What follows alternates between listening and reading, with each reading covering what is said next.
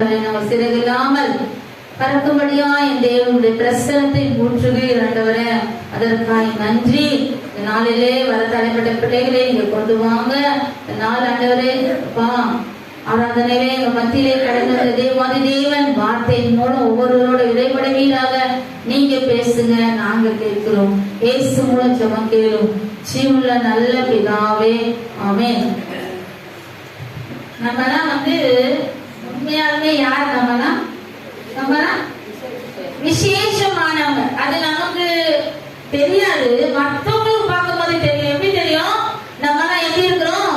விசேஷம். அவங்க பாருப்பா எவ்வளவு பிரச்சனை வருது, எவ்வளவு துக்கம். ஆனா எப்படி இருக்காங்க? சந்தோஷமா பையில எடுத்துட்டு அவங்க பாட்டுக்கு போறாங்க. ஏன்? நம்ம இருதயத்துல தேவன் கொடுத்த ஒரு சந்தோஷம், மகிழ்ச்சி எல்லாருக்குமே இருக்கும். பிரச்சனை இல்லாதவங்க யாருமே இல்ல. எவ்வளவு பெரிய பணக்காரங்க இருந்தாலும், எவ்வளவு பெரிய சில நான் ஆராதனை வேலையில பார்த்தேன், அப்படியே கண்கள்ல தண்ணீரோடு நின்றுட்டாங்க. சில சமயம் நான் அப்படியே ஆண்டவரை என்னை உணர்த்தும் போது நான் திரும்பி பார்ப்பேன். சிலர் பார்க்கும் போது எனக்கு ரொம்ப கஷ்டமாச்சு. என்ன ஆச்சு உங்களுக்கு? அப்புறம் நம்ம தனியா பேசுவோம். அப்ப என்னன்னா, ஏதோ துக்கம் என்ன பண்ணேன் மனசுக்குள்ள. ஆனாலும் தேவ சமூகம் நமக்கு எப்படி இருக்குது?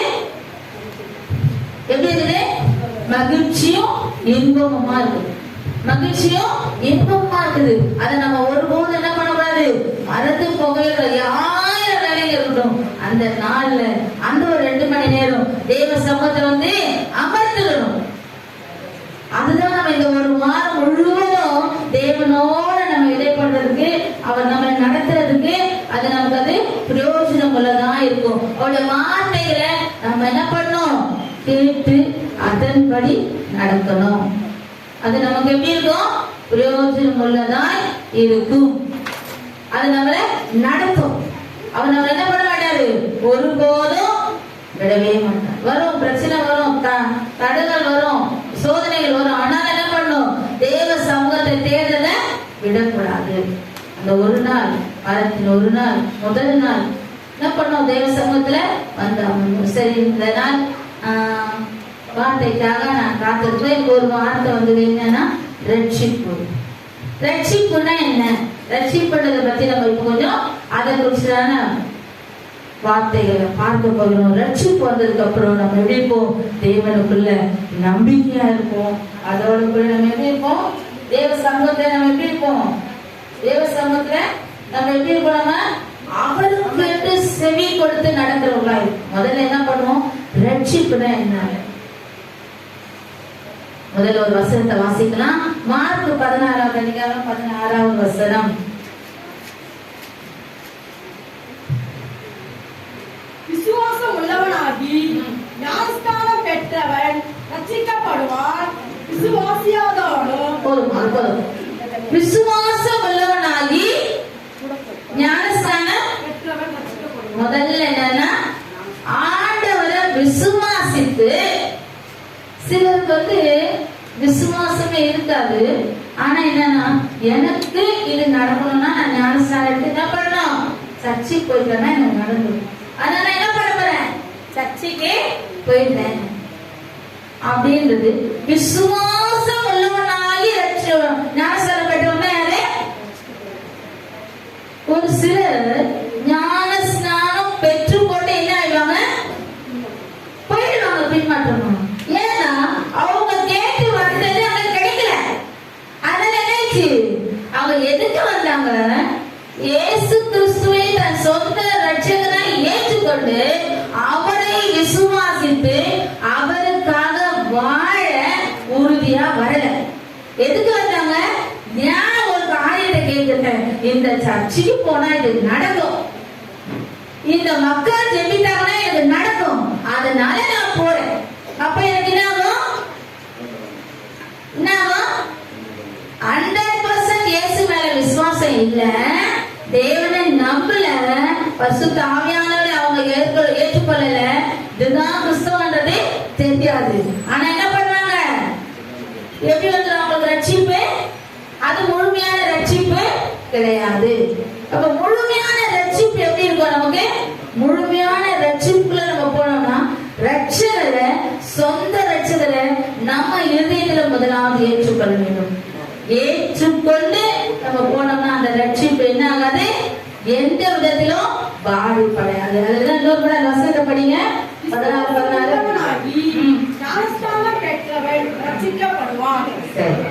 சங்கீதம் 27 அதிகாரம் முதல் வசனம் படிங்க.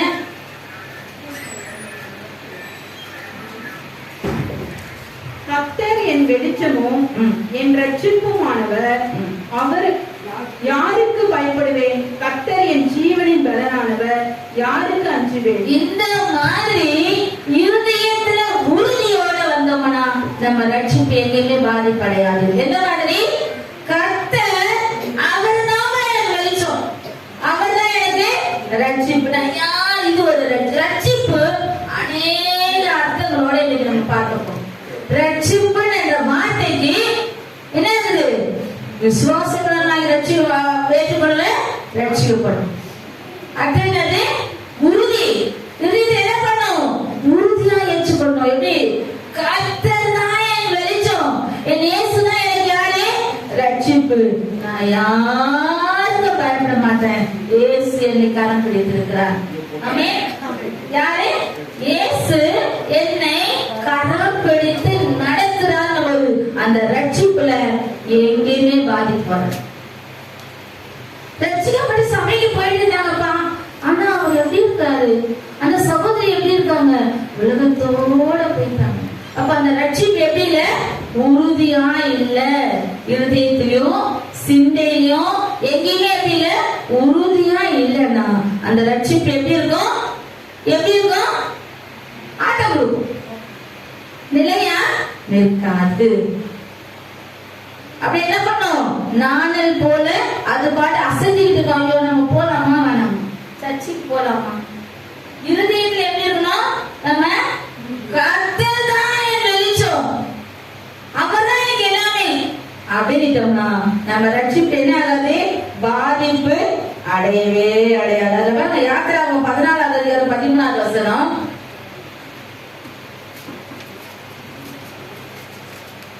அப்பொழுது மோசே ஜனங்களை நோக்கி, பயப்படாதிருங்கள், நீங்கள் நின்று கொண்டு இன்றைக்கு கர்த்தர் உங்களுக்கு செய்யும் ரட்சிப்பை பாருங்கள். இன்றைக்கு நீங்கள் காண்கிற எகிப்தியரை இனி என்றைக்கும் காண மாட்டீர்கள். நீங்கள் நின்று கொண்டு கர்த்தர் இன்றைக்கு ரட்சிப்பு. இது எது மாதிரி ரட்சிப்பு? எது மாதிரி ரட்சிப்பு? நாங்க செங்கடல்ல மூழ்கி போக காப்பாற்ற யாருமே இல்லை அப்படி நினைக்கும் போது என்ன வருது? ரட்சிப்பு எப்படி வருது?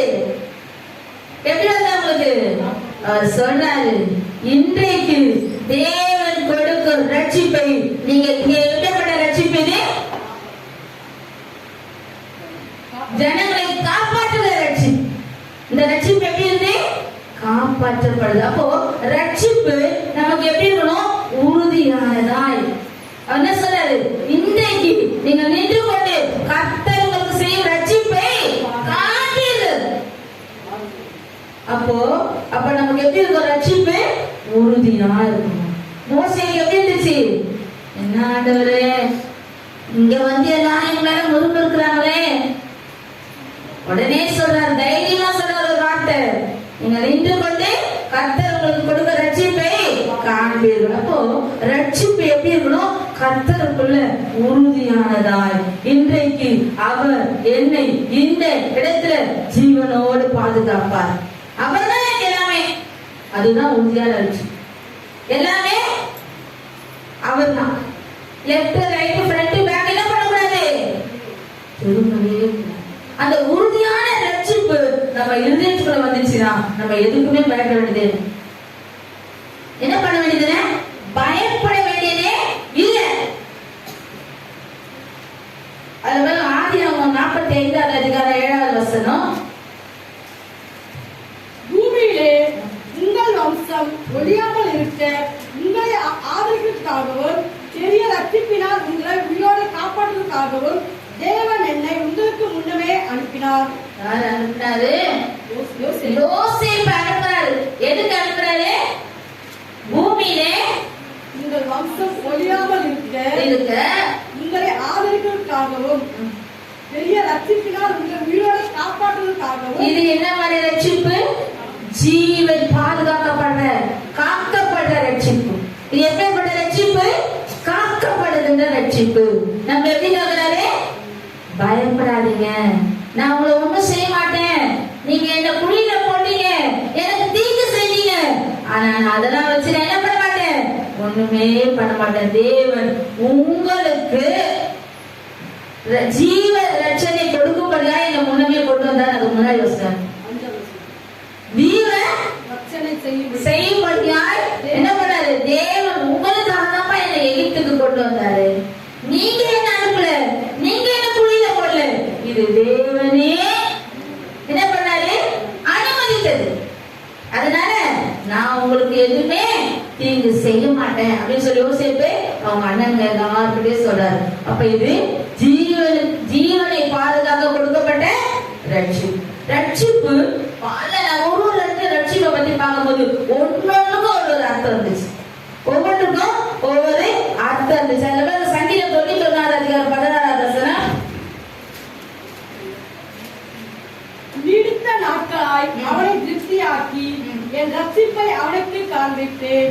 நீடித்த நாட்களாய் உன்னை கர்த்தர் பாதுகாத்து என்ன பண்ணுவாராம்?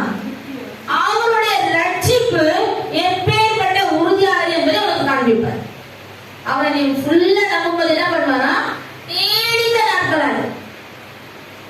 இங்க என்ன கிடைக்குது நமக்கு? தீர்க்காயுசு. தீர்க்காயுசு கொடுக்கப்படுகிற ஒரு ரட்சிப்பு. நம்ம ரட்சிப்பு சரியா இருந்துச்சுன்னா அந்த ரட்சிப்பு எப்படி இருக்கும்? தீர்க்காயுசை கொடுக்கும். அப்போ தீர்க்காயுசை கொடுக்கக்கூடிய நீடித்த நாட்களாய் என் ரட்சிப்பு என்ன பண்ண உனக்கு காண்பிப்பேன். எவ்வளவு அருமையா இருக்கு பாருங்க வசனம். எதுக்கும் நம்ம ரட்சிப்பு சரியா இருந்ததுன்னா நம்ம எதுக்காகவும் பயப்பட வேண்டியதில்லை, எதுக்காகவும் கலங்க வேண்டியதும் இல்ல.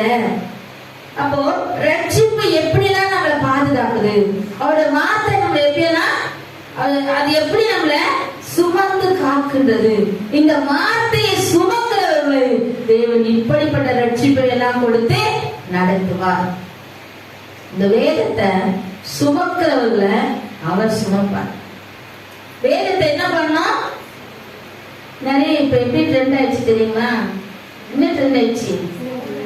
போன போ யாரு ஒருத்தவங்க எனக்கு முன்னாடியே சொல்றாங்க, காது கேட்க, இதை யாருங்க சுமந்துட்டு வருது? இதுலதான் எல்லாமே இருக்கு. எதுல இருக்கு? அப்ப இத சுமந்தினாதான் அவங்க சுமப்பார். மறந்து போக கூடாது. என்ன பண்ண கூடாது? இத சபைக்கு போகும்போது, செப கூட்டங்களுக்கு போகும்போது இதையே சுமந்துட்டு போறது என்ன பண்றோம்? சின்ன பைப்லாம் கிடைக்குமா? எடுத்துட்டு போறோம். எப்படி இருக்கும்? நமக்கு வெயிட் தூக்கி போறதுக்கு முடியல. அதனால நம்ம என்ன பண்றது? சின்னதா இப்ப போன்ல தான் எல்லாமே இருக்கு. எதுக்கு ஒரு பைபிள் வேற எடுத்துட்டு வரீங்க? எப்படி? போன்ல எல்லாமே இருக்கு. அப்போ உன்னை ஆண்டவர் எப்படி நீடித்த நாட்களாய் திருப்தியாகி உன் ரட்சிப்பு அவருடைய ரட்சிப்பு உனக்கு காண்பிப்பாரு. ரட்சிப்பு எப்படி நமக்கு சரியானதா. சில ரட்சிக்கப்படுவாங்க, பயங்கரமா அப்படி இருப்பாங்க. ஆண்டவருக்குள்ள ஐயோ எனக்கு இந்த மாதிரிலாம் அற்புதம் நடக்குமா, நான் நினைச்சே பாக்குறேங்க, ஐயோ நான் ஏசப்பாவை லேட்டா இருக்குங்க, அப்படியா இப்படியா போயிட்டே இருப்பாங்க. கொஞ்ச நாள்ல அவங்களோட ட்ராக் என்ன ஆயிடும்? மாறிடும். அப்ப அந்த ரட்சிப்பு என்ன ஆகுது? சரியில்லாத ரட்சிப்பு. தேவனை குறித்து விசுவாசம் சரியில்லாத ரட்சிப்பு என்ன ஆகும்? ட்ராக் மாறி கொண்டு போகும். அப்ப நல்ல நேரத்தில் விதைக்கப்பட்டாங்க. அவங்க எங்க விதைக்கப்படல? கற்பாறையிலும் முள்ளுகளுக்குள்ளும் விதைக்கப்பட்ட விதையாய் போனதுனால என்ன ஆகுது? நம்ம பார்ப்போம். ஒரு அம்மா வந்து என்கிட்ட சொல்லுச்சு, அந்த பொண்ணு பேரு ரேவதி தான். அந்த அம்மா வந்து என்கிட்ட சொல்லுச்சு, என் தங்கச்சி கொஞ்ச நாள் சர்ச்சுக்கு போயிருந்தாங்க, எங்களுக்கு ரொம்ப கஷ்டமா இருந்துச்சு, நானும் என் பொண்ணு வரமாட்டேன், நாங்க கூட்டா வரவே மாட்டேன், எனக்கு ஏசப்பா பிடிச்சிருந்து நான் சர்ச்சுக்கு போறேன்னு சொல்லி போயிட்டு இருந்தாங்க என் தங்கச்சி. ஆனா இப்போ என்னாச்சு தெரியுங்களா? அவன் எங்க கூடவே வந்துட்டாங்க. அவன் என்ன பண்றான்? சர்ச்சுக்கு போறதை நிறுத்திட்டாங்க. எப்படி இருக்கும்? என்கிட்ட வந்து சொல்றேன்மா. நான் சொன்னேன், உன் தங்கச்சியை நான் கொஞ்சம் பார்க்கணும். என்ன சொன்னேன்? உங்க தங்கச்சிய நான் பார்க்கணும். எப்ப வந்தாலும் என்கிட்ட வந்து காட்டுங்க. நான் உங்ககிட்ட காட்ட மாட்டாங்க. நீங்க பேசி மாத்திடுவீங்க. என்ன சொல்லு? உங்ககிட்ட கூட்டு வந்து காட்ட மாட்டேன். நீங்க என்ன பண்ணுவீங்க? பேசியே ஒண்ணே ஒண்ணு சொல்றேன். இயேசுவை சொந்த ரட்சகராய் ஏற்றுக்கொண்டு மேலே போனவர்கள் தான் உண்டு, கீழே போனவர்கள் இல்லை. அவன் எல்லாம் கடவுள் உண்மையாக நாம இருக்கலாம். தேவாதி தேவன் என்ன பண்ணுங்க? இயேசுவை சொந்த ரட்சகராய் ஏற்றுக்கொண்டு, ஐயோ நான் இயேசு ஏற்றுக்கொண்டாங்க, நான் கீழே போயிட்டேன்னு யாராவது சொல்றாங்களா? இல்ல, இயேசுவை நம்புறாங்க, உறுதியா அதை ஏற்றுக்கொண்டாங்க. அதுல பாருங்க, ஏசாயா 26:3 வசனத்தை படிங்க. உம்மை உறுதியாய் பற்றி கொண்ட மனதுடையவன் உண்மையே நம்பியிருக்கிறபடியால் நீர் அவனை பூரண சமாதானத்தோடு காத்துக்கொள்வீர். எப்படி? உண்மை உறுதியாய். அதுல பாருங்க, ரட்சிப்பு எப்படி வரணும்? நமக்கு உறுதியாய் பற்றி கொண்ட மனதை உடையவன் உண்மையே நம்பி இருக்கிறபடியால். யாரை நம்புறாங்க? இயேசுவையே, தேவனையே, தேவாதி தேவனையே நம்புறதுனால எப்படி இருக்காராம்? பூரண சமாதானம். நம்ம சமாதான குலத்தில் கொஞ்சம் வரும்போது என்ன பண்ணும்? என்ன பண்ணும்? இருதயத்துல நான் என்ன பண்றேன்? பூரணமாய் அவரை ஏற்றுக்கொண்டனா, பூரணமாய் அவரை நம்புறேனா. ஏன் இது வந்துச்சு? நம்மளதான் நம்ம என்ன பண்ணோம்? சோதித்து பார்க்கணும். நம்ம சோதித்து பார்க்கறதுக்கு நம்ம எப்போ அவர் பாதையில சரியான ரட்சிப்புல நடக்கிறோமோ நமக்கு என்ன வராது? என்ன வராது? சமாதானம் குலைச்சலாம் வராது. உறுதியாய் பற்றி கொண்டு இல்லையா? ஏசாயா 26:3 என்ன பண்றோம்? உறுதியாய் பற்றி கொண்ட மனதையுடையவன் யாரை நம்பியிருக்காரா? உண்மையே, இயேசுவையே, கர்த்தாதி கர்த்தரையே, தேவனையே நம்புறபடியால என்ன பண்ணுவானா? என்ன நம்பி இருக்கிறது? இது யாரு? என்ன நம்பி இருக்கிறது? நான் ஒரு நாள் ஆட்டோல போகும்போது ஒரு தம்பி யாராச்சும் என்னப்பா சர்ச்சைக்கு போறியா அப்படி இப்படின்னு கேட்பேன். நான் சர்ச்சைக்கு போக மாட்டேங்க. என் ஒய்ஃபு போவோம், எங்க அம்மா போவாங்க, என் பசங்க போவோம். ஏன் தம்பி நீ போக மாட்டேன்? எனக்கு அதுக்கெல்லாம் டைம் இல்லைங்க. ஏன்பா அப்படி சொல்ற? எனக்கு அதுக்கெல்லாம் டைம் இல்லைங்க. நான் காலையில ஆட்டோ எடுத்தேன்னா என்ன ஆகும்? இன்னைக்கு ஃபுல்லா ஆட்டோ ஓட்டினா சண்டேல நல்லா காசு கிடைக்குங்க. சர்ச்சுக்கு போறவங்க, அந்த மாதிரி வெளியில போறவங்க, இதுக்கு போறவங்க, அங்க போறவங்க எல்லாம் வருவாங்க. எனக்கு நல்ல காசு கிடைக்கும். நான் சொன்னேன், தம்பி நீ அவங்க கூட சேர்ந்து சர்ச்சுக்கு போ, உனக்கு அநேக அற்புதம் நடக்கும். நான் சர்ச்சுக்கு போக மாட்டேன்னு சொல்றேன்ல. தம்பி இன்னைக்கு போய் உன் பேரை சொல்லி நான் ஜோம் பண்ண போறேன், நீ சர்ச்சுக்கு போ. நான் தான் போக மாட்டேன் சொல்றேன்லம்மா. ஏன் திருப்பி திருப்பி சொல்றேன்? கையில காசு கொடுத்துட்டு சொன்னேன். என்ன சொன்ன தெரியுமா? பெரம்பூர்ல இறங்க கையில காசு கொடுத்துட்டு சொன்னேன், தம்பி நீ சர்ச்சுக்கு போவ, ஒரு நாள் நீயே சொல்லு. என்ன சொன்ன? நீ சர்ச்சுக்கு போவ, ஏசு உன்னை அப்படி மாத்துவாரு. சில ஜெபங்கள் எப்படி இருக்கும்? எப்படி இருக்கும்? பவர்ஃபுல்லா. அண்டவரே என்ன செய்யறது? தம்பி சர்ச்சுக்கு போ. அவங்க மனைவி எப்படி போவாங்க? துக்கமா போக மாட்டாங்களா? என்னப்பா என் வீட்டுக்காரர் வர மாட்டாரு சர்ச்சுக்கு, என் பிள்ளைங்க வர மாட்டேன் சர்ச்சுக்கு. ஒரு 3 மாசம் இருக்கும். ஒரு நாள் அந்த தம்பி ஆட்டோல போகும்போது, நானு ராணியம்மா சந்திரசகா ஆட்டோல பார்த்து சராஜா போகும்போது அந்த தம்பியே வந்து இது சாட்சி என்னன்னா என்ன சொல்லியிருக்கான்? நான் சர்ச்சுக்கு போவோம், அந்த அந்த அம்மா சொன்ன மாதிரி நான் எங்கேயோ ஓடி நின்றாங்க, எனக்கு ஆசீர்வாதம் கிடைக்கும். இப்ப நான் சர்ச்சுக்கு போறேங்க, அவங்க கிட்ட போய் சொல்லுங்க. எப்படி? அவங்க கிட்ட அதுதான் ஏசி எப்படி இருக்காரு? வார்த்தை நம்ம உறுதியா பேசும்போது அவர் என்ன பண்றாரு? மாற்றுறாரு. நான் இப்ப சந்தோஷமா இருக்கிறேங்க, எனக்கு நிறைவானது கிடைக்குங்க. அவங்க சொன்ன மாதிரி அவங்க சொன்னது ஒரு உண்மை இருக்கு, நான் புரிஞ்சுக்கிட்டேங்க. அம்மா ஆதிஷி அவங்க அம்மா வந்து ராணியம்மா சொன்னாமா, அந்த தம்பி ஒண்ணு கேட்டாமா, அந்த ஆட்டோக்கார தம்பி நான் சொன்னல இதே தம்பி நாங்க பார்த்தோம்மா. எப்படி இருக்குது? இந்த வார்த்தையில தேவன் நம்மள என்ன பண்றாரு? பாக்குறாரு. ஏசப்பா எப்பயாவது இந்த தம்பி என்ன பண்ணலாம்? சபை போக மாட்டலாம். சபைக்கு போகாம இருப்பது என்ன? அது நமக்கு ஆசீர்வாத குறைச்சல். நிறைய பேருக்கு சரி 3 வாரம் தான் போகணும், 4 வாரம் தான் போகணும். ஆனா இன்னைக்கு ஓரளவு பரவாயில்லதான். கடைசி வாரம் எப்படி இருக்கும்? கொஞ்சம் குறைவாதான். இன்னைக்கு ஓரளவே பரவாயில்ல. ஏன் சொல்றேன்னா, அவர் நமக்கு ஒரு ரூல்ஸ் வச்சிருப்பார். நம்ம தான் ரூல்ஸ் போடணும். அவர் ரூல்ஸ் வச்சிருக்காரா இல்லையா? அந்த நாள்ல நீ சபைக்கு போய் கொஞ்ச நேரம் உட்காரு, உனக்கு என்ன வேணும்? ஆசீர்வாதம் கிடைக்கும். அப்ப உன் ரட்சிப்பு எப்படி இருக்குது? சரியா இருக்கிறது. அதே மாதிரி லூக்கா 1ஆம் அதிகாரம் 77ஆம் வசனம்.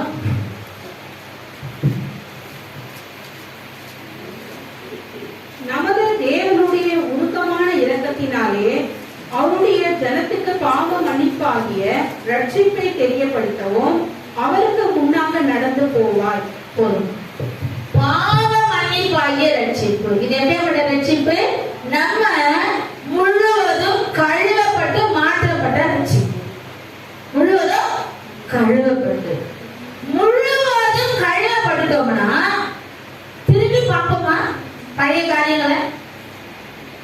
பாவ மன்னிப்பு எனக்கு கிடைச்சிச்சு. ஒரு முறை நான் செய்த பாவத்தை எல்லாம் ஆண்டவர்கிட்ட சொல்லி மன்னிப்பு கேட்டு ஞானஸ்தானம் பெற்றுக்கொண்டேன். பாவ மன்னிப்பாக ரட்சிப்பு கிடைத்தது. அப்புறம் ஏங்க அந்த சகோதரர் நல்லா தானே போயிட்டு இருந்தாரு சர்ச்சுக்கலாம். இப்ப என்னாச்சு? வேற ரூட்ல போறாரு. என்ன ஆயிடுச்சு? அவருடைய பாவ மன்னிப்பு அவருக்கு உறுதிப்படல. அதனால என்ன பண்றாரு?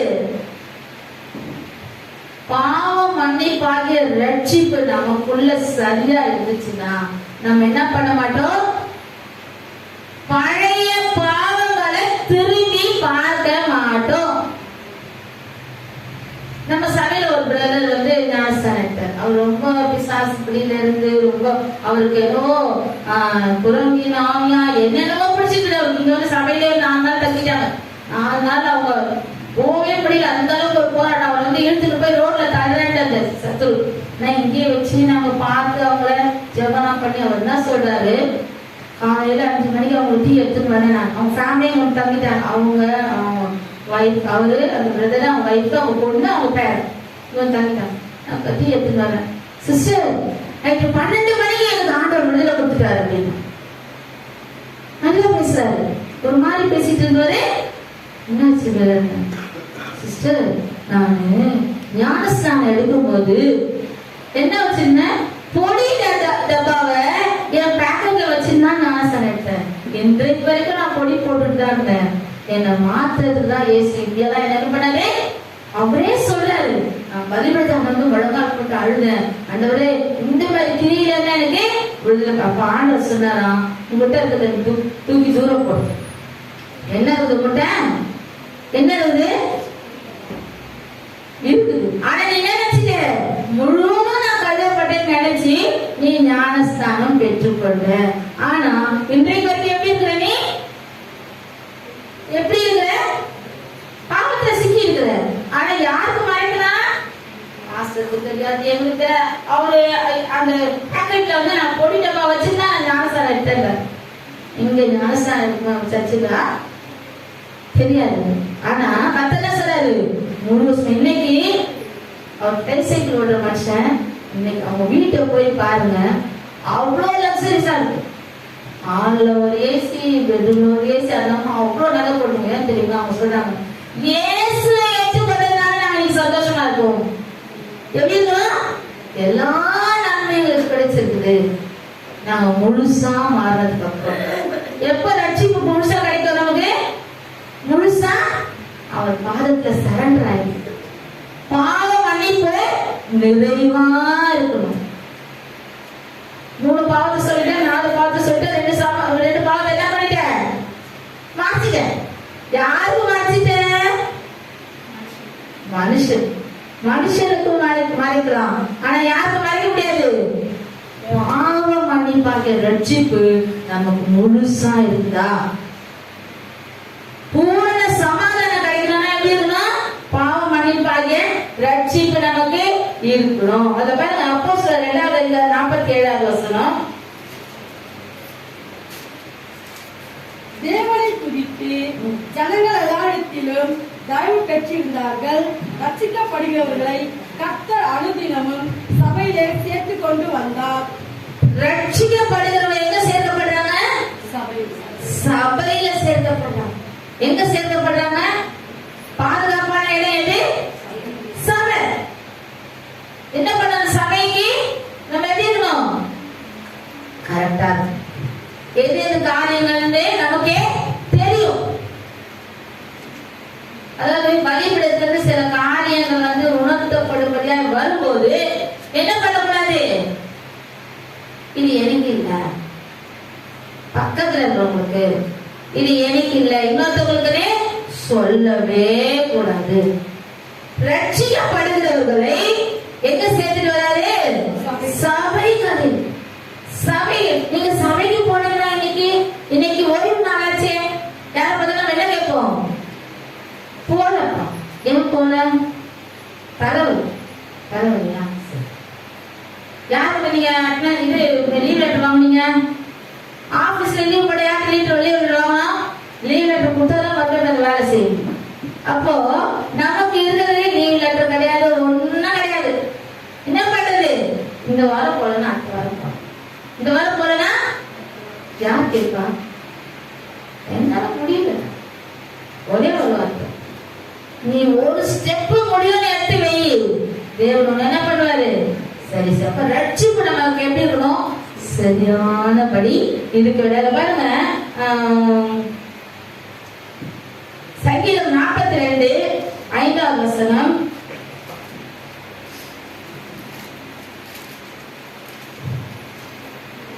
என் ஆத்துமாவே நீ ஏன் கலங்குகிறாய்?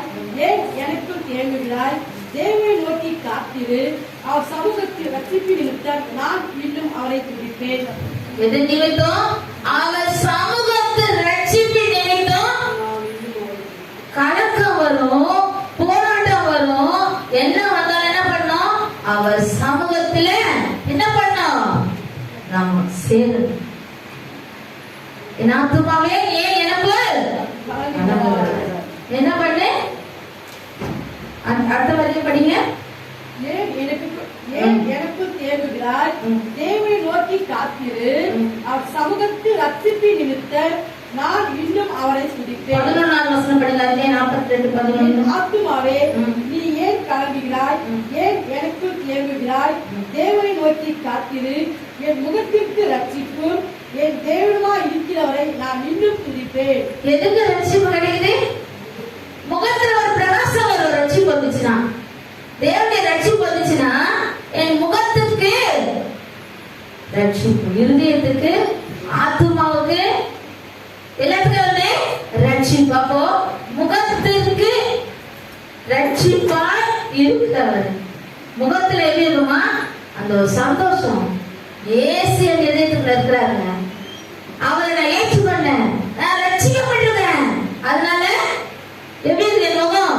பிரகாசம். சிலரை பார்த்தா நமக்கு தெரியும், ஜெபிக்கிறவங்க, ஆண்டவர் உறுதியா பற்றி கொண்டிருக்கவங்க, எது வேணா வரட்டவங்க, ஏசு எனக்கு எல்லாமே நன்மையாக செய்வார். உன் வாயில என்ன பண்ணணும்? நெகட்டிவான திங்ஸ் என்ன பண்ணக்கூடாது? பேசக்கூடாது. இருதயத்தின் நிறைவினால என்ன பேசும்? இருதயத்தின் நிறைவினாலதான் இருதயத்தில் எப்படி இருக்கும்? சிலர் இருதயத்தில் எப்படி நினைப்பாங்க? நெகட்டிவா நினைப்பாங்க. ஆனா வாயில எப்படி இருக்கும்? பாசிட்டிவா இருக்கும். வாயில பேசும்போது, இல்ல சிஸ்டர் எனக்கு எல்லாமே நன்மை. இதுல அவங்களுக்கு நன்மை கிடைக்கலன்னா யார் மேல மிஸ்டேக்? ஏசவா மேல மிஸ்டேக்கா? இருதயமோ சிந்தையோ எதோட இணைந்து போகும்? தேவனுடைய சமூகத்தில் இணைந்து பேசும்போது அது உறுதிப்படுத்தப்படும். என் முகத்துக்கு ரட்சிப்பா இருக்கிறாரு. என் முகத்தை என்ன பண்றாரு? பிரகாசம் உள்ளதா மாத்துறாரு. எப்படி மாத்துறாரு? பிரகாசம் உள்ளதா. அந்த ரட்சிப்பு உறுதி செய்யப்படுது. அதுல பாருங்க, இன்னொரு வசனத்தை கூட படிக்கலாம். லூக்கா 19ஆம் அதிகாரம் 10ஆவது வசனம்.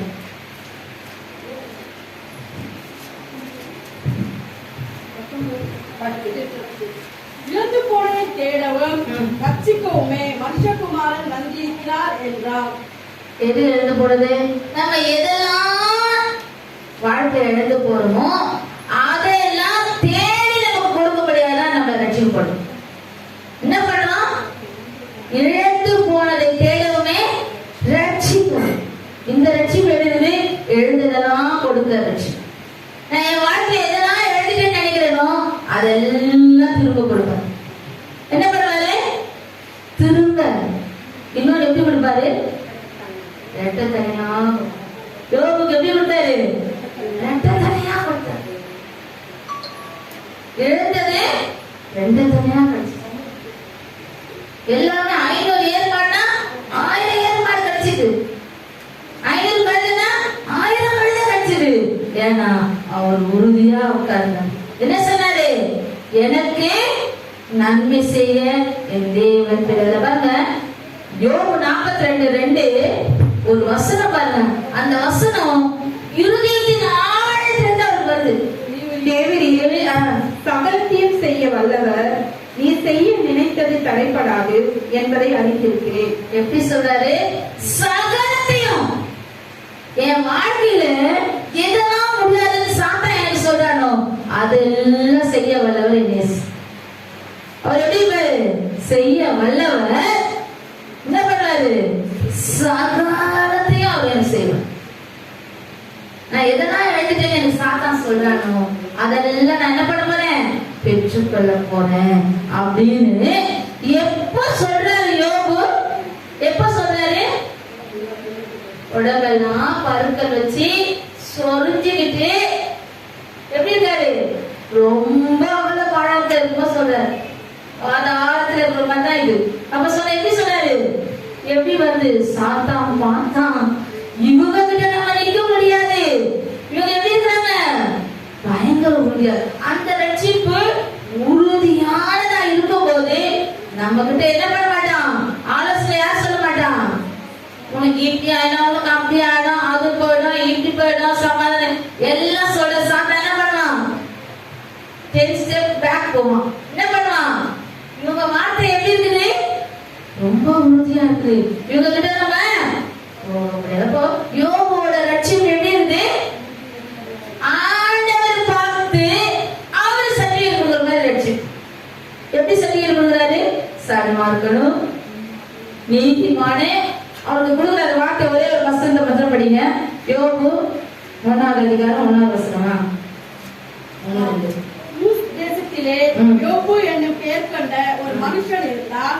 அந்த மனுஷன் உத்தமனும் சன்மார்க்கனும் தேவனுக்கு பயந்து பொல்லாப்புக்கு விலகுமாய் இருந்தார். பொல்லாப்புக்கு விலகுகிறவராய் இருந்தபடினால அவர் உறுதியா சொன்னார். எப்படி சொன்னாரு? தேவரீர் சகலத்தையும் செய்ய வல்லவர். நீ செய்ய நினைக்கிறது என் வாழ்க்கையில தடைபட. நீ எதெல்லாம் எனக்கு கொடுக்கணும்னு நினைச்சிட்டு இருக்கீங்களோ அதெல்லாம் எனக்கு இரட்டத்தனியா கொடுப்பீங்க. அதுதான் அந்த 23வது அதிகாரம் 16வது வசனம் நினைக்கிறேன். யோபு 23:14 நினைக்கிறேன். எனக்கு குறித்திருக்கிறதை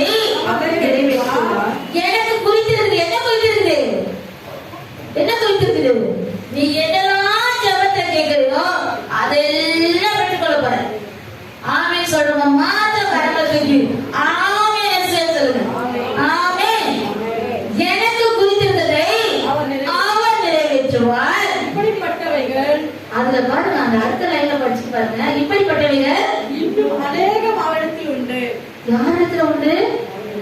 நாம செய்யற தேவனிடத்துல உண்டு. ஏன்னா என் ரட்சிப்பு சரியா இருக்கு. என் ரட்சிப்பு சரியா இருக்கிறதுனால இப்படிப்பட்ட ஆசீர்வாதங்கள் சின்னது கேட்டுதான் நான் ஜெபம் பண்ணிட்டு இருக்கேன். எப்படி? சின்னதா இருக்கு. செய்யுங்க ஏசப்பா, இது போதும் ஏசப்பா. ஆண்டவர் சொல்றாரு, நிறைய வச்சிருக்கம்மா, நீ என்ன நம்பிக்கையே, நீ என்ன விசுவாசிக்கிறியே, எனக்குள்ளாக ஒரு ரட்சிப்பு சரியா இருக்கும் போது என்ன பண்ணுவாரா? அநேகமா என்ன பண்றாரு? கண்டெய்னர் வந்து எங்க வந்து நம்ம இதயத்தை பெற்றுக்கொண்ட விசுவாசத்தினால நமக்கு எல்லாம் வருது. நம்ம என்ன பண்ண கூடாது? எப்பவுமே நான் தான் சொல்றேன், லெஃப்ட் ரைட் ஃப்ரண்ட் பேக் நானும் இயேசு. எப்படி என்ன வேணா வருது, எனக்கு என்ன வந்தாலும் யாரை நம்புவேன்? இயேசு. அப்ப இந்த நம்பிக்கை சரியா இருந்ததுன்னா, அது மாதிரி அப்போஸ்தலர் 4ஆவது அதிகாரம் 12ஆவது வசனம் படிங்க. 4:12. அவராலே அன்றி வேறொருவராலும் ரட்சிப்பு இல்லை. நாம் ரட்சிக்கப்படும்படிக்கு வானத்தின் கீழெங்கும் மனுஷருக்குள்ளே அவருடைய நாமமே அல்லாமல் வேறொரு நாமம் கட்டளையிடப்படவும் இல்லை என்றார். ரட்சிக்கப்படும்படிக்கு யாருடைய நாமம் நமக்கு கொடுக்கப்படுது? இயேசு என்ற நாமம் கொடுக்கப்படுது. அந்த இயேசு என்ற சொல்ற நாமத்தை நம்ம சொல்ல சொல்ல சொல்ல நமக்கு வர பிரச்சனை வரைக்கும் வரும். பிரச்சனை வரும்போது என்ன பண்ணணும்? இயேசுவே நீங்க பார்த்துக்கோங்க. யார் பார்த்துக்கணும்? நானே எல்லாத்தையும் சமாளிச்சு சொல்ல முடியுமா? எனக்கே எல்லாமே சமாளிச்சு முடியும் சொல்ல முடியுமா? என்ன சொல்லணும்? இயேசு. நாம் ரட்சிக்கப்பட அவருடைய நாமம் நமக்கு கொடுக்கப்படும். அந்த நாமம் என்ன பண்ணும்? எல்லாவற்றிலும் நம்மளை விலக்கி நம்மளை பாதுகாத்து அது நடத்தும். அதுக்கு நம்ம என்ன பண்ணக்கூடாது? ஒரு நிமிஷம் நம்ம ஒரே ஒரு பர்சன்டேஜ் என்ன பண்ணக்கூடாது? சந்தேகப்படக்கூடாது. சந்தேகப்படாம யோபு அந்த வார்த்தை சொல்லியிருப்பாரா? ஏன்னா அவருடைய ரட்சிப்பு கரெக்டா இருக்கு. ஏன்னா ஆண்டவரே ஒரு சாட்சி சொல்லிட்டாரு இல்லையா? அப்போ நம்முடைய ரட்சிப்பு எப்படி இருக்கணும்? உறுதியா இருக்கணும். நம்முடைய ரட்சிப்பு எப்படி இருக்கணும்?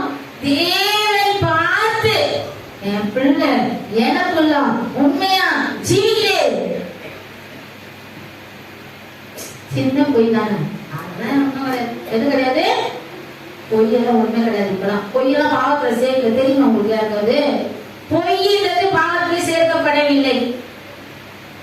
யார் சொல்றது? இத ஒரு சில சின்ன பொய் தானே, அதெல்லாம் ஒண்ணு இல்லை. வருமா அதுதான் போயிட எப்படி? அப்போ ஆண்டவர் நம்ம குறித்து சாட்சி சொல்ல முடியுமா? யார் சாட்சி சொல்லணும்? தேவனே சாட்சி சொல்லும்படியா நம்ம என்ன பண்ணணும்? அப்ப நம்ம ரட்சிப்பு ஆண்டவருக்குள்ளாய் உறுதியாய் எப்பொழுதுமே அவர் நம்மை பார்க்கிறார். யார் பார்க்கிறார்?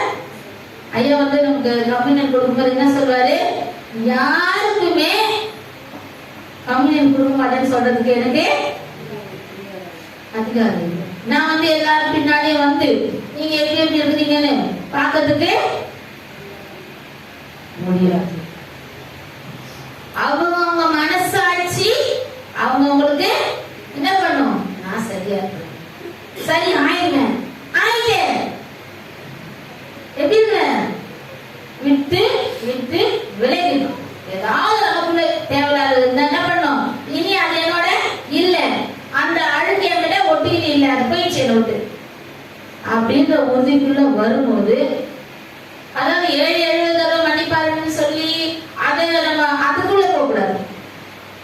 எதுக்குள்ள? மன்னிக்கிறதே வருமா? எத்தனை முறை தப்பு செஞ்சுட்டு ஆண்டவருடைய பந்தியில எப்படி கூட இருக்கு? அது பரிசுத்த பந்தி. பந்தியை பத்தி பேச வேண்டிய வேலை இல்லை. ஆனாலும் ஞான ஸ்நானத்தை குறிச்சும் ரட்சிப்பை குறிச்சும் சொல்லும் போது இது எப்படி இருக்கும்? நமக்கு தேவையானதா இருக்குது. இது நமக்கு எப்படி இருக்கு? தேவையானதா. அப்போ அந்த ரட்சிப்புல நம்ம உறுதியா இருந்துட்டோம்னு சொன்னா எதுக்குமே யாத்திராகமம் 15ஆவது அதிகாரம் 2வது வசனம் 15:2.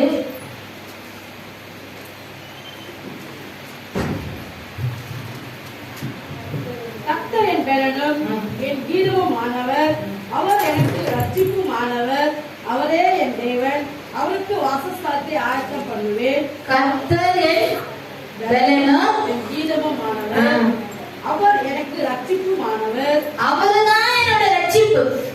அந்த ரட்சிப்பு என் இருதயத்துக்குள்ள இருக்கும் போது வேற காரியங்களுக்கு என் இருதயத்துல இடம் இல்லை. வேற காரியங்களுக்கு, சத்து கொடுக்கிற காரியங்களுக்கு என்ன இல்ல இருதயத்துல. அப்படின்னு நம்ம என்ன பண்ணோம்? அவர்தான் என்னோட ரட்சிப்புன்னு அவரை உயர்த்த உயர்த்த உன்னுடைய வாழ்க்கையை தேவன் உயர்த்துவார். காலையில எழுந்து ஜெபிங்க, தேவனை தேடுங்க. முதலாவது என்ன பண்ணோம்? மத்தேயு 6:33 என்ன சொல்றது? முதலாவது தேவனுடைய ராஜ்யத்தை அவருடைய நீதியை, பின்பு காலையில எழுந்து என்ன பண்ணோம்? தூக்கம் போயிடும். ஜெபிச்சா என்ன போயிடும்? தூக்கம் போயிடும். அதனால நம்ம என்ன பண்ணாது? அப்புறம் பாத்துக்கலாம். சாயந்தரம் உட்கார்ந்து ஜெபம் பண்ண எவ்வளவு டைம் இருக்கு. ஆனா ஆண்டவர் என்ன ரூல்ஸ் வச்சிருக்காரு இல்லையா? என்ன சொல்றாரு? அதிகாலையில தேடுகிறவர்கள் அவரை கண்டடைஞ்சிட்டாவே எல்லாமே முடிஞ்சு. எல்லா ஆசையும் நமக்கு அதிகாலையில என்ன பண்ணணும்? எழும்பணும். நம்மளால முடிஞ்சாலும் கொஞ்ச நேரம் உட்காரணும், ஜெபிக்கணும், சபைக்காக ஜெபிக்கணும், நமக்காக ஜெபிக்கணும், நம்முடைய காரியங்களுக்காக ஜெபிக்கணும். எல்லாம் வச்சுக்காக என்ன பண்ணணும்? ஜெபிக்கணும். அதுதான் அவருடைய நீதியை தேடுறது, தேவனுடைய ராஜ்யத்தை தேடுறது. அதிகாலையில எழுந்து தேடுங்க. காலையில எழுந்துக்க முடியாதுங்க. ஒரு அம்மா சொல்றாங்க, என்ன சொன்னாங்க? காலையில ஜபத்துல கலந்துங்க. இல்லம்மா, காலையில எழுந்தா 5 மணிக்கு தலைவலிக்கும். எப்ப தலைவலிக்கும்? நாங்க 3 மணிக்கெல்லாம் எழுந்துக்கிறோம். தலைவலிக்குதுல ஏன்னா நாங்க அந்த பழக்கத்துக்குள்ள வந்துட்டவங்களுக்கு தலை வலியும் வராது, கை வலியும் வரும். ஆனா ஓடி எப்படி வரும்? ஆனா என்ன ஆகும்? ஓடிடும். ஏன்னா அவர் நமக்கு எல்லாவற்றையும் நிறைவாய் சுகத்தை கொடுப்பார், சமாதானத்தை கொடுப்பார், தேவையை சந்திப்பார். நம்ம ரட்சிப்பு சரியானபடி இருக்குமே. ஆனால் நம்ம முதலாவது என்ன பண்ணுவோம்? 2வது பாயிண்ட், அவரை நம்ம நம்புவோம். எப்படி நம்புவோம்? நீதிமொழிகள் 8வது அதிகாரம் 25வது வசனம், நம்முடைய ரட்சிப்பு சரியானபடி இருக்குமே. ஆனால் நம்ம தேவனை எப்படி இருக்கணும்? 8:25 படிங்க. மலைகள் நிலை பெறுவதற்கு முன்னும் குன்றுகள் உண்டாவதற்கு முன்னும்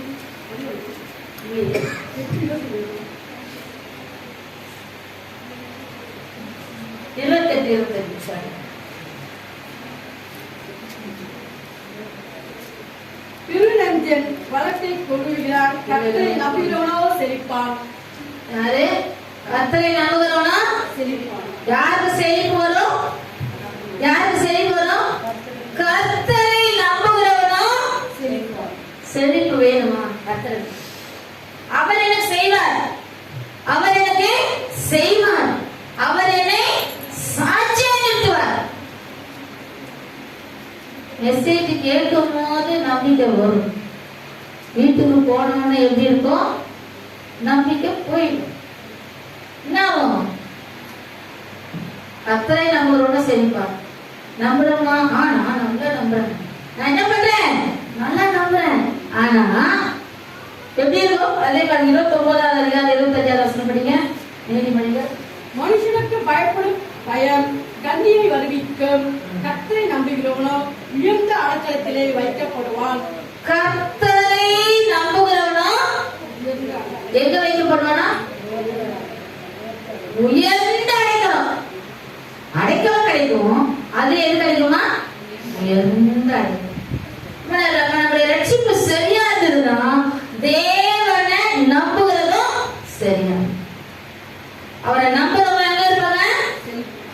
உயர்ந்த அடைக்கலத்துல. வாதாரத்துக்குரியவங்க நாம கிடையாது. நாம யாரே? உயர்வான இடத்துல இருக்க வேண்டியவங்க.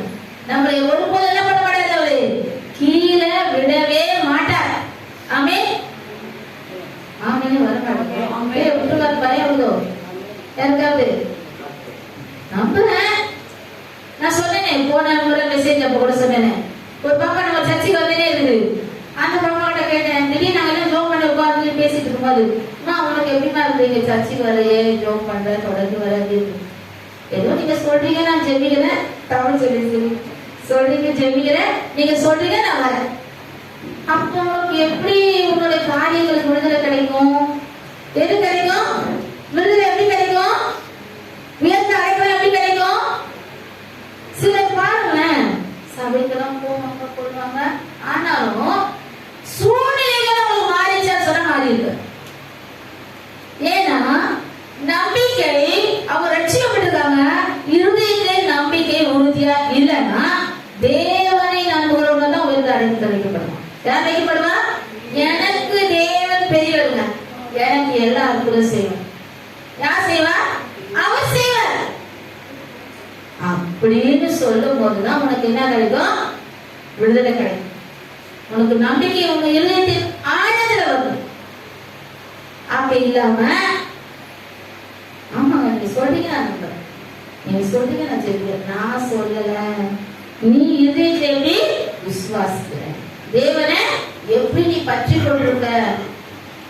கிட்டத்தட்ட ஒரு 5-6 வருஷமா அந்த பிள்ளைகிட்ட நம்ம போராடுறோம். எதுக்காக போராடுறோம்? ஞானஸ்நானம் எடுத்துக்கோமா, இன்னைக்கு வரைக்கும் இன்னைக்கு ஒரு சபைக்கு வந்து பாதிக்கு போச்சு அப்படின்னு தெரியல. அப்போ என்ன போராடிட்டு இருக்கோம்? இன்னும் அந்த உறுதிக்குள்ள வரல, அந்த நம்பிக்கைக்குள்ள வரல. என்னம்மா என்கிட்ட கேக்குது போன வாரம் ஒரு நாள், எல்லாம் அப்படிதாம்மா நடக்குது, என்னதான் பண்றதோ தெரியலம்மா. நான் சொன்னேன், ஒரு ஸ்டெப் கூட நீ ஆண்டவருக்காக என்ன பண்ண மாட்டேன், முன்னுக்கு வர்றதுக்கு யோசிக்கலையே. நீ என்ன பண்ற? சொந்த பந்தங்கள அவங்க என்ன சொல்லுவாங்க, இவங்க என்ன சொல்லுவாங்க. தேவனை நீ விசுவாசித்தீனா நீ என்ன பண்ணு, ஆண்டவருடைய காரியங்கள்ல ஒரு ஸ்டெப் முன்னுக்கு வா, உன்னுடைய நிலைமைகள் மாறும். ஆமென். அவரை நம்பி ரட்சிப்புக்குள்ள முழுசா போயிட்டோம்னா நமக்கு என்ன ஆகும்? அநேக காரியங்கள்ல விடுதலை கிடைக்கும். அதுக்குள்ள நம்ம என்ன பண்ண மாட்டோம், போக மாட்டோம். ஆனா என்ன சொல்லுவோம், சர்ச்சுக்கு ஒழுங்கு பாருங்க, எதுவுமே நடக்கல. நீ ஆண்டவருக்காக எதை விட்டுருக்க? ஆண்டவருக்காக என்ன பண்ற? முழுசா முழுசா நம்பும் போது அவர் என்ன பண்ணுவாரு? ரெட்டிப்பாய் உயர்த்துவார், உயர்ந்த அடையாளத்தை வைப்பார். கர்த்தரை நம்புகிறவனா யாரு? செழிப்பான். கர்த்தரை நம்புகிறவனோ செழிப்பான். அதே பாருங்க சங்கீதம் 62வது அதிகாரம் 5வது வசனம்.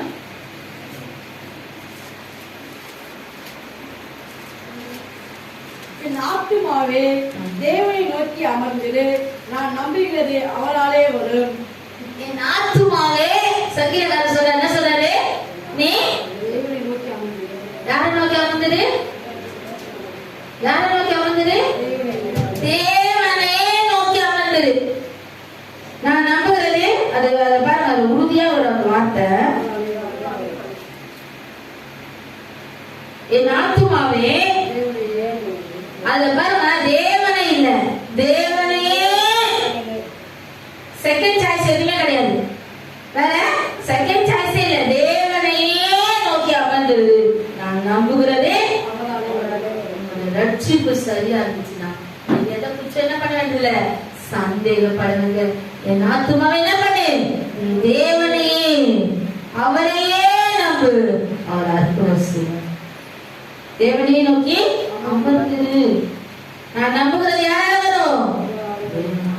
தேவனை. நம்முடைய ரட்சிப்பு சரியா இருந்துச்சா என்ன பண்ணுவோம்? அவரை மாத்திரம் நம்புவோம். அவர் நம்ம என்ன பண்ணுவாரு? இன்னொன்னு, தேவனுக்கு நம்ம என்ன பண்ணோம்? செவி கொடுக்கணும். யாருக்கு செவி கொடுக்க வேணும்? யாருக்கு செவி கொடுக்க வேணும்? சில சமயம் தேவனுக்கு, சில சமயம் மற்றவங்களுக்கு. அப்படியா? யாருக்கு செவி கொடுக்கணும்? தேவனுடைய வார்த்தைக்கும் தேவனுடைய நீதிக்கும் அவருடைய காரியங்களுக்கு நம்ம என்ன பண்ணணும்? செவி கொடுக்க வேண்டும். அப்போ நமக்கு எப்படி ஆசை? நீதிபதிகள் 8வது அதிகாரம் 34வது வசனம். என் வாசற்படியில் நித்தம் விழித்திருந்து என் கதவு நிலை அருகே காத்திருந்து எனக்கு செவி கொடுக்கிற மனுஷன் பாக்கியவான். யாருக்கு செவி கொடுக்கிறோம்? கர்த்தருடைய வார்த்தைக்கு செவி கொடுக்கிற மனுஷன் யாரா? பாக்கியவானா? அதுக்கு வந்து அர்த்தம் என்னன்னா, எல்லாமே அவங்களுக்கு என்ன இருக்கும்? நிறைவா இருக்கும். அப்ப அவங்கதான் யாரு? பாக்கியவான். தேவனுக்கு செவி கொடுக்கிறவங்க எல்லாரும் யாரு? பாக்கியவான், பாக்கியவான். எல்லாரும் இருக்கும் இங்க உள்ள பாக்கியவான், பாக்கியவதி. இன்னொரு வசனத்தை கூட படிக்கலாம். லூக்கா 6வது அதிகாரம் 27வது வசனம். 27. எனக்கு செவி கொடுக்கிற உங்களுக்கு நான் சொல்கிறேன், உங்கள் சத்துருக்களை சிநேகியுங்கள், உங்களை பகைக்கிறவர்களுக்கு நன்மை செய்யுங்கள். எனக்கு செவி கொடுக்கிற ஆண்டவர் நம்மள முழுசா நம்புற என்ன சொல்றாரு? எனக்கு செவி கொடுக்கிற உங்களுக்கு யாரும் அப்படின்னா நீங்க என்ன பண்ணுங்க? அவங்கள சிநேகிங்க, அவங்கள நேசிங்க. அப்பதான் அவங்க ஆண்டவருக்குள்ள வருவாங்க. எப்படி வருவாங்க? அவனுக்கு தீமையை செஞ்சால் பரவாயில்ல, என்ன பண்ணோம்? நாம நன்மைதான் நினைக்கணும். அதான் சொல்றேன். என்ன சொல்றது? எனக்கு செவி கொடுக்கிறவங்களுக்கு நான் சொல்றேன், நான் தயவா சொல்றவங்கள சொல்றேன், உங்களுக்கு சொல்ற ஆலோசனை கேட்டுக்கோங்க. நீங்க என்ன பண்ணுங்க? எனக்கு செவி கொடுக்குறீங்க இல்லையா, அதனால உங்களுக்கு ஞானம் கெடுதல் செஞ்சவங்களுக்கு என்ன பண்ணுங்க? நன்மை செய்யணும். அவங்க சிநேகி நேசிங்க. ஆண்டவர் பாருங்க எதுனாலும் ஆலோசனை கொடுக்குறாரு. அந்த செவி நம்ம அவரோட வார்த்தைக்கு நேரம் என்ன பண்ணணும்? திரும்பணும். ஆனா நம்ம என்ன பண்ணுவோம்? எல்லாம் கேட்போம். எதுக்கு 2 காது இருக்கு? யாருமே தெரியலையா? நிறைய பேர் தெரிய மாட்டேன். ஏன் தெரிய மாட்டேன்? எதுக்கு 2 காது இருக்குது? காவியா நல்லா சிரிக்குது. 2 காது ஏன் இருக்குது? ஒரு காது வாங்குது, ஒரு காது இது எனக்கு இல்லை. இந்த வார்த்தை பக்கத்துல இருக்கிறவங்களுக்கு, பக்கத்துல உட்கார்ந்து இருக்கிறவங்களுக்கு, மேல இருக்கிறவங்க, அப்படி நம்ம என்ன பண்றோம்? விட்டுடக்கூடாது. தேவனுடைய வார்த்தைக்கு செவி கொடுக்க மறக்க கூடாது. தேவன் இதை சொன்னார். அதுதான் அந்த வசனம். ஒரு வசனம், என் வசனத்துக்கு நடுங்குகிறவனையே நான் நோக்கிப்பார். யார நோக்கி பாருப்பா? வசனம் இப்படி சொல்லியிருக்குது, நான் இப்படிதான் இருக்கேன். என்ன சொல்லி வசனம்? வசனம் ஆண்டவருடைய வார்த்தை இப்படி சொல்லியிருக்குது, நான் இப்படிதான் இருக்கேன். சொல்லி பாருங்க. அப்ப நம்ம எதுக்கு நடக்கிறோம்? அவருடைய வார்த்தைக்கு, அவருடைய வசனத்துக்கு நம்ம என்ன பண்றோம்? பயப்படணுமா இல்லையா? பயப்படலாம். தேவையான நேரத்துல பயப்படலாம். எல்லாத்துக்கும் பயப்படக்கூடாது. அப்படின்னா எல்லா வார்த்தையுமே நம்மளுக்கு நேற்றுனா நம்ம என்ன ஆகுது? என்ன ஆகுது? நம்ம வசனத்துக்கு, இந்த வசனம் இப்படி சொல்லிருக்குது, அதனால நான் இப்படி நடப்பேன், நான் இப்படி இருப்பேன். அப்போ எனக்கு தேவன் என்ன பண்ணாரு? உயர்ந்த அடைக்கலம் கொடுப்பார். உயர்ந்த அடைக்கலம் வேணும்னா என்ன இருக்குது? எல்லா சீக்ரெட்ஸும் இந்த பைபிள்லயே இருக்கு.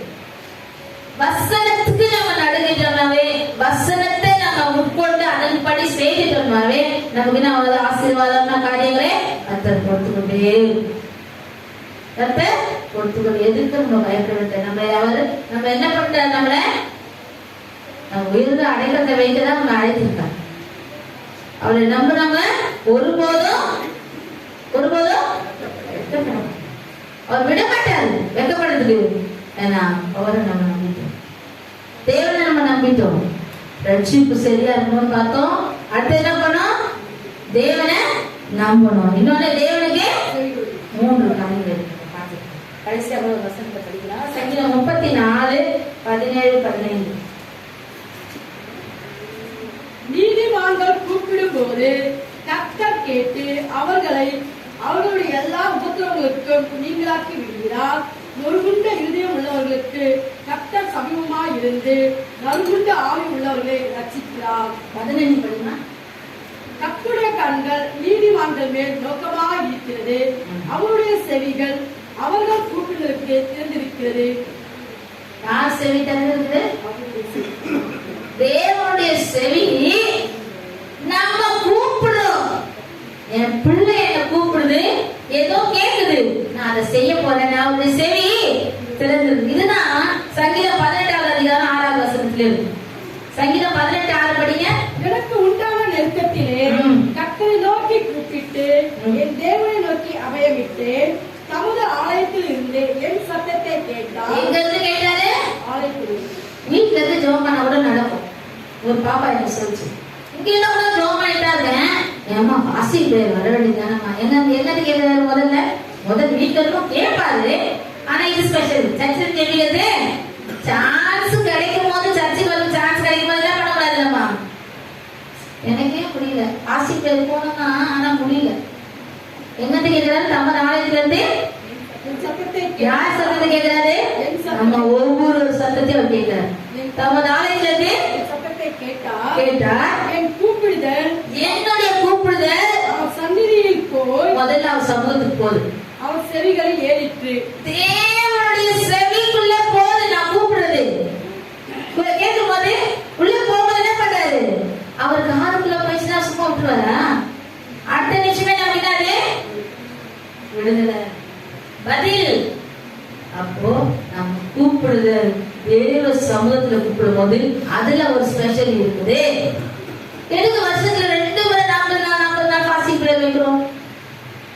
ஒரு சகோதரன் கேட்டாரு, ஏங்க நாங்களாம் ஒரு 40 நாள் வைக்கிறோம், நீங்க 2 40 நாள். ஆமாங்க நாங்க வைக்கிறோம். ஏன் வைக்கிறோம்?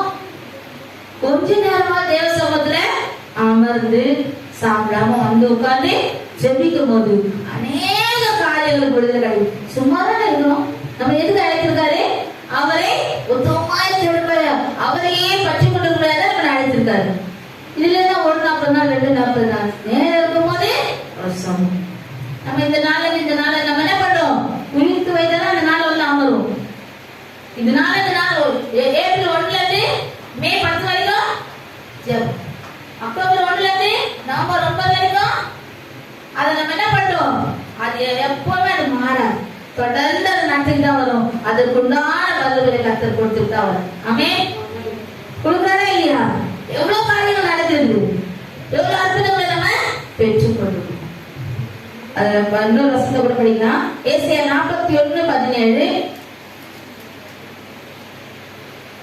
சிறுமையும் எளிமையுமானவர்கள் தண்ணீரை தேடி அது கிடையாமல் அவர்கள் தாகத்தால் வாழும் போது கர்த்தராகிய நான் அவர்களுக்கு செவி கொடுத்து என்ன பண்றாரு? சிறுமை எளிமையானவன். நம்ம எந்த விதத்துல உயர்த்த நம்ம கிட்ட ஒண்ணுமே இல்ல, எல்லாமே அவர் மாத்திரம்தான். அவரை நோக்கி கூப்பிடும் போது என்ன பண்ணுவாராம்?